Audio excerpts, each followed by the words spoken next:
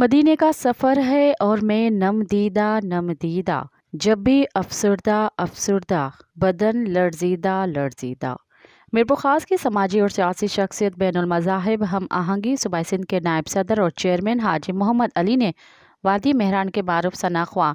شہزاد علی قادری سلطانی کو ان کے نعت گوئی ثناءخوانی کے خدمات سر انجام دینے پر عمرے کا مکمل پیکج اور ٹکٹ دیا اور ان کو ثقافتی تحفہ اجرک اور پھولوں کے ہار پہنائے۔ اس موقع پر چیئرمین حاجی محمد علی کے علاوہ صاحبزادہ حسن راجپوت دیگر احباب بھی موجود تھے۔